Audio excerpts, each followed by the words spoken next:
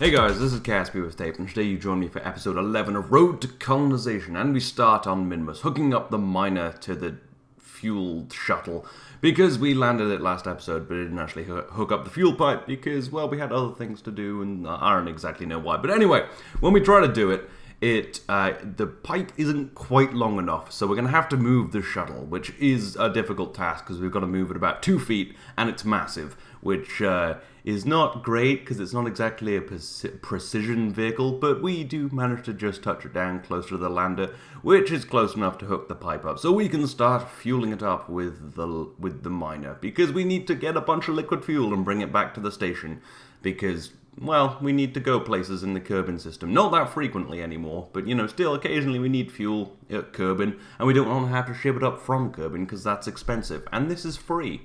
So yes, that's all working now, the fuel is going in, and everything will be fantastic. But now we must move on to the first part of the video. Well, I guess the second part, this was the first part. But anyway, yes, last time we also had a mission heading to the moon to finish off a contract. We had to take some gravioli reports is what it's called in KSP. Some gravioli reports from the surface of the moon. And we arrive, but the reports are in the dark. Annoyingly, we don't have enough life support to wait. So yeah, we're going to have to go down there and land in the dark, so I'm sorry about that. Someone's told me to get Planet Shine, but it's one of those mods that was made for 1.05 and 1.13 and onward, but not 1.12, which is the version I'm in, which is kind of annoying. I should really try to upgrade this. So darkness is still very dark. I will try to find some kind of fix. Anyway, after whooping around a bit, we are ready to go and land. So we detach the lander, prepare to land, as you do, and head on down there so that we can get our money. Because last time we came, we forgot to fill up the reserve fuel tanks on the lander, which meant we didn't have enough Delta V to actually take all 4 reports. We could only get 2 of them, so this time we're going back, which means this mission isn't massively profitable, but hey, I need to complete it because we need the money, and because we want another mission slot, because I tend to take on a huge amount of missions all at once. Because I'm like, I'll do this in 2 years, and it's like, oh, I need that mission slot, and I took it on, like all of my Joule missions. Half of my active missions are missions for Joule, and our probe still isn't there, which is, yeah, so we don't have a ton of slots for this stuff. Luckily, we have a bunch of money left over from Road to Exploration, which is still pretty much seeding us, and we have been making a little money on Duna and the Moon and Minmus and things, so for now we're okay. But still, when we get to Joule, we're going to make a lot of money. A lot of money with that probe, it's going to be great. Anyway, we come down, we land, we're just hoping that the surface is not too slopey, which it kind of is. I've got the MechJeb surface information window open, so I know what I'm doing. And did I touch down? I don't think so, not yet. Still going, just trying to balance my velocity, trying to touch down. There we go, there's the surface. We're nice and down there. We take a temperature report, which is the wrong thing, but it doesn't matter because we're not in the right place anyway, so we're going to have to do a bit of a quick jump over here. You know what, I'll try and brighten this in post so it's slightly easier to see, because otherwise you're pretty much going to just be seeing a black screen. So yeah, I'll try to brighten it without washing it out too much. Anyway, we enter the zone, then we leave the zone, and then we touch down and enter the zone, and everything's good. We take a gravity report this time, and get the first bit of money, and then we're going to go head to the other zone, the final zone, the danger zone, although it's not really a very dangerous zone, although it is on a slope, which is annoying, especially in the dark when you can't really see anything. But yes, we leap over there. We try to touch down, finding the surface, looking for the ground effect that will show us that the surface is close, looking at the MechJeb window, hoping that it is not lying to us, because MechJeb is a sentient AI, taking over the... Oh, no, that's not right. Maybe that'll be a future series. Actually, no, isn't that the premise of... Oh, anyway, yeah, we take that, we get the money, we get like 90 grand, plus all the other money for the actual taking each report.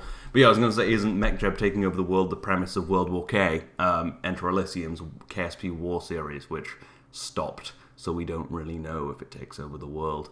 Yeah, I'm pretty sure that was the premise. Maybe that's maybe all of like Collaborative Warfare and Fall of Kerbin are ultimately a sequel to that. Interesting. Interesting indeed. Well, I don't know. I've never talked to Enter Elysium, so who knows? But also Penguin made Collaborative Warfare, so you'd have to ask him. Anyway, after a bit of warping around, we get to Thor 1. We stop thinking about the impending doom that MechDread may be posing, and we dock to the fuel tank, so we can head home to that glassy blue dot that you can see over there. Although in KSP it's not really a dot, is it? It's quite big, because everything's 10 times smaller, which means it's 10 times closer, which actually works out that things look bigger than they do in real life. You can't cover Kerbal with your thumb, although Kerbals have big hands, so maybe. Anyway, we're going to get ourselves heading back, stop thinking about the relative size of things. Annoyingly, we get some kind of glitch, so we lay down a save and load that save, so that we can actually see our orbit. Yes, this save is actually not too glitchy after as many episodes as I've done. Holding up much better than Fall of Kerbal is, I have to say. That's a lot of mod glitches. But yes, the mods outweigh the cost of a little bit of glitchiness by far. I do love having all of the things like remote tech. I think remote tech is better than the stock comm system in 1.2, which isn't in this because this isn't 1.2, as I said. But remote tech adds a bunch of complexity. It adds a little flight computer. It's good, but obviously it's not really what most players would want because, you know, it's very, I don't know, it's not very Kerbal-y, but it is quite fun. Anyway, we do our standard thing of burning off about half of our velocity and getting an encounter with the station, and then we'll zip around, get the encounter. But once again, this will be in the dark, so we'll cut through most of the maneuvering in, because I don't want you just staring at a black screen the whole time, listening to my crazy voice, because that wouldn't be a great video. Although maybe it would. Maybe that should be a new series, just black screen crazy voice.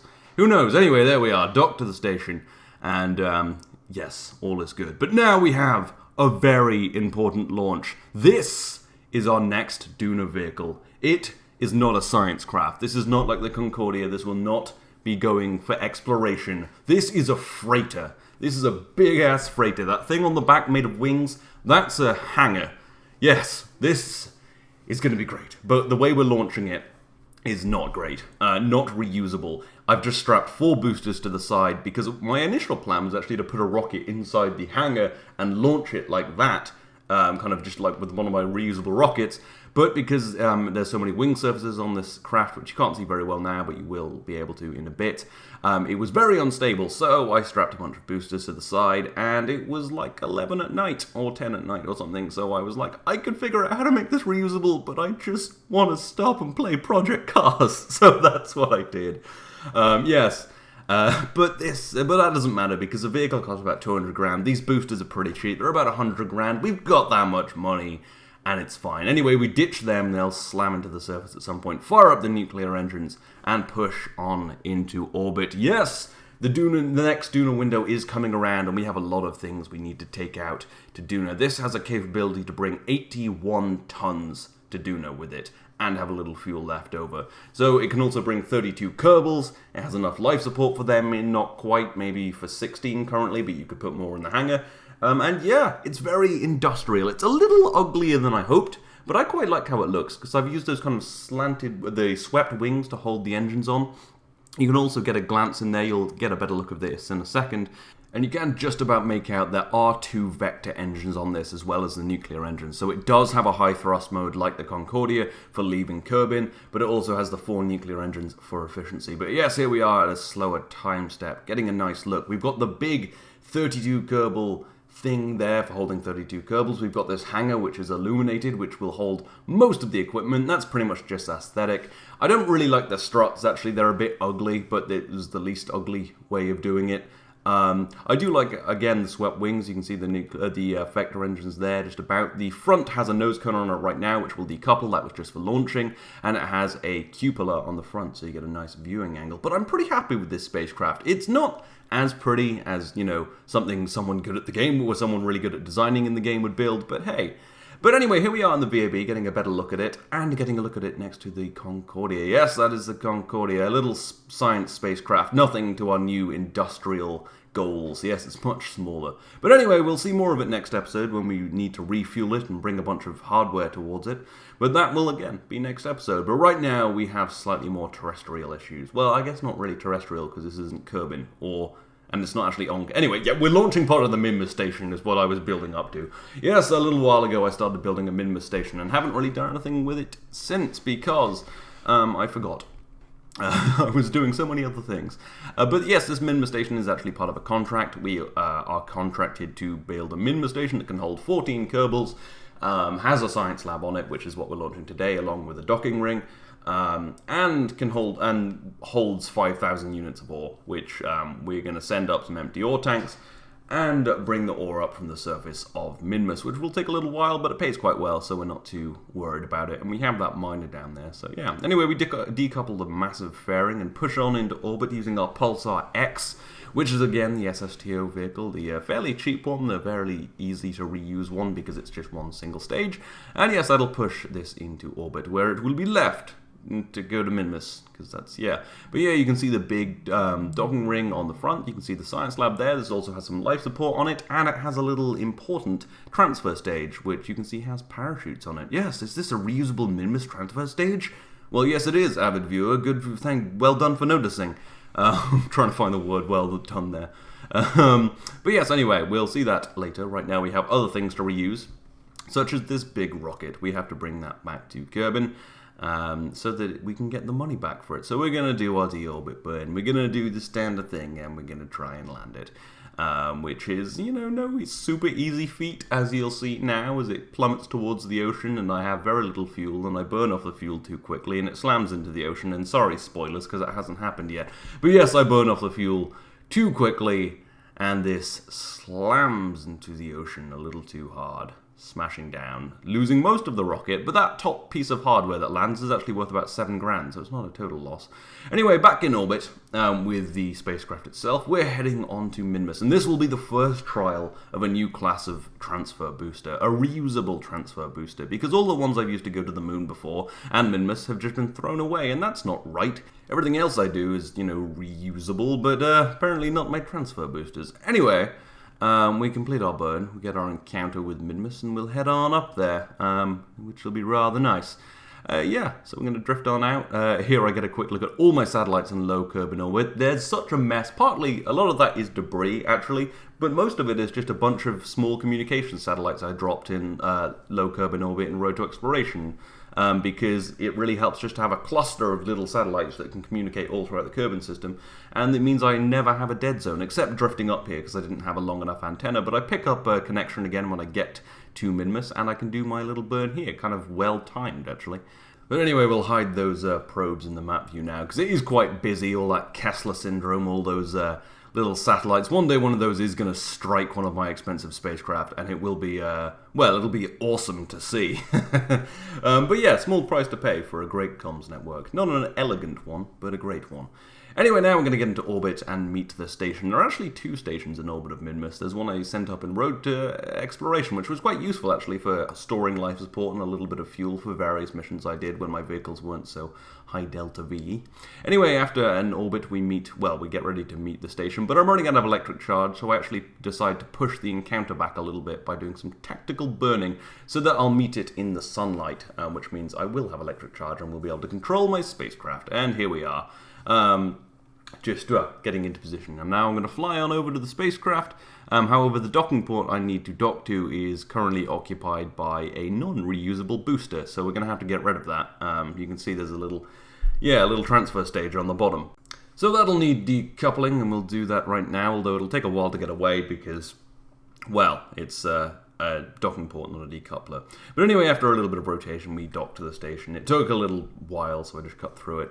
And we knocked that booster away, probably damaging the booster we've actually got to use right now to go back to Kerbin, because it does have enough fuel to head right back to Kerbin. Yes, this is almost complete now, to complete the mission at least. I'll probably add more things to it in future, but we just need an ore container, really a big one, so that we can complete the mission and get paid, because we need that money. We've got a lot of expensive projects.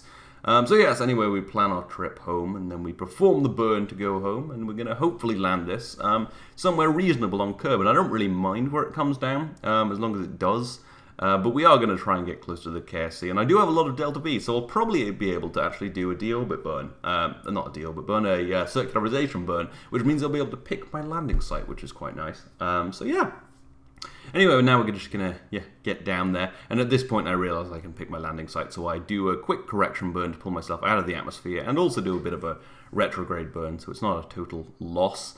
And now, yeah, just get into a circular orbit and hopefully land somewhere near the KSC. Now, I will be quite low on fuel, and this only has drogue chutes, so my expectation that it will land is pretty low, because drogue chutes probably won't slow it down enough, and I imagine I'll probably not have enough fuel to really effectively slow myself down to the ground. So in the future, I'll build one with more parachutes, but it's a tech demo, you know? Can I get it back to Kerbin fairly easily, and can it sort of try to land?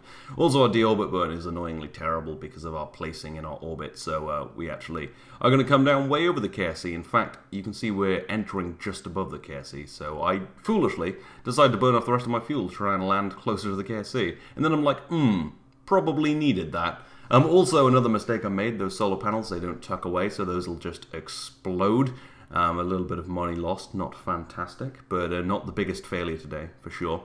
But eventually we managed to slow down enough to pull the drogue chutes, which slow us down a little, but again, not going to be enough. And when they fully deploy, we're still going to be going about 30 meters per second, which, yeah, we don't have any fuel either, so we're just going to slam into the ocean. But still, closest I've gotten. Next time, we'll make it land. I'm pretty happy with this nonetheless. Anyway, back on Minmus, we're just getting a contract completed for mining 450 units of ore, which we were already doing, so that's just a bit of free money. So yeah, good to have this little mining station. It's very lucrative. And this is actually filling up. There's been quite a lot of time moved between between the start of the episode and now, but it's not quite full. So we'll leave it there while we do the next part of the mission and send it back next episode. But yes, now it is time for the final part of the episode. Fueling up the Concordia. Well, actually pumping life support into the Concordia so that it can leave Duna and head back to Kerbin. And yeah, we're going home, leaving Duna, leaving our little red planet. It's sad, but we'll be coming back pretty soon. It'll be fine. But yeah, the first thing we need to do actually is move that lander to the front of the spacecraft, because currently it's going to offset the mass, because we are leaving one of the landers behind, as we did last episode. And yeah, I'm hunting for Jeb now. He's in the lab, the only place I didn't look for some reason. But yes, he's going to get into the spacecraft, maneuver it to the front, and yeah, it's actually kind of annoying to maneuver these spacecraft because they only have 3 RCS ports on them, which actually doesn't provide very even thrust, so it's kind of annoying to get this going where you want it to go. But Jeb's a badass, he'll figure it out, and I'm patient. You do get patient when you have these big space programs running. Anyway, so yes, we'll move to the front of the spacecraft. I accidentally left the science module behind, but that's fine. We'll deal with that later, and it won't offset this too much. And this has a bunch of reaction wheels on it anyway, so it wouldn't be an issue. So yeah, this is the end of the Concordia's first mission. Well, not quite. It has to get back first. We pumped it full of life support. Probably too much. It has about 2 years. It probably only really needs 1, but I didn't want to risk it. So yeah, anyway, you can see I'm having trouble just maneuvering this because the RCS ports are so janky when there's only 3 of them. But yeah, eventually I do just brute force it, point at the docking port and slam into it. And yes, but after a little bit of planning and about 30 days time warping, we have our encounter with Kerbin planned. In under a year we'll be back. And then about 80 days after that, I think, we'll be heading on to, or maybe 100 days after that, this spacecraft will be refueled, re-equipped, and heading on to Eve, actually, for an Eve mission. So we need to, well, pull our socks up with that one, because we haven't really done the test yet for leaving Eve, because we're still waiting for Kerbin to move into the right position for us to be able to communicate with the spacecraft we sent down to the ground, because it's a complicated spacecraft. But anyway, that's a problem for a future video. Right now, we just need to line it up, fire up the engines, and well, that was a test burn. Now we need to get into the right position, and then fire up the engines and start heading home. Yes, a quick burn with just the nuclear engines should bring us home, and we should have enough fuel to actually get into a circular orbit when we get back home. So everything should be good. No aero braking for this spacecraft. Not that I think it would survive it anyway. But yes, what a great mission. We went to Ike, we landed on Duna, we had a little base, we did a little bit of driving with that rover when we crashed it. We did a lot of great things. It was a good Duna mission, a lot of science. So yeah, and it's always nice to be able to complete a mission, you know, just kind of go home, get in all the papers, get to shake hands with glorious leader, just all that kind of stuff, you know. So yeah, we're just gonna get our burn down, head on to Kerbin, and return. But that will be a few episodes away from now, because, Well, you know, it's gonna take a while. We got stuff to do between. We've still got to land on Eve, see if we can get off it.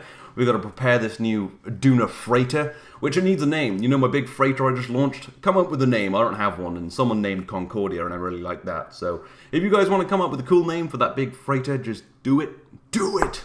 As Shia LaBeouf would say, the greatest actor of our time. Yes, but there's the encounter. Now we just need to plan a quick little tweak later so that we can get closer to Kerbal, and we pull ourselves into a circular orbit. So a bit of a prograde burn, a bit of a normal burn vertically. I don't know. I think it's normal, is it, or radial? I don't know. There's too many words. And yeah, and then you can see actually if we plan a maneuver here, we should be able to get into a circular orbit with the delta V we have left. So yes, total success on this mission, I think. So yeah. Anyway, again, very happy with that. And now we'll have the sad fade out from Duna. Beautiful. Love it. Nice. Anyway, but this is the end of the episode. I hope you've enjoyed it. I hope you enjoyed the whole Duna mission as long as it was. And yeah. But if you want to go check out a couple more videos now, there is my most recent episode, well actually the finale to Season 1 of Prison Architect, in which we, well, finish things up and then I try and start a riot, but it kind of only sort of works. A lot of violence though, go check it out. There's also my most recent episode of Subscriber Designs, in which we test out some seaplanes, and this crazy SSTO which just sort of does a bunch of random bullshit for no reason. I don't know, go watch it. There's also my links to my Twitter, Twitch, and Patreon in the description if you're interested. But as always, I hope you've enjoyed this. This has been Caspi with Tape. I'll see you next time.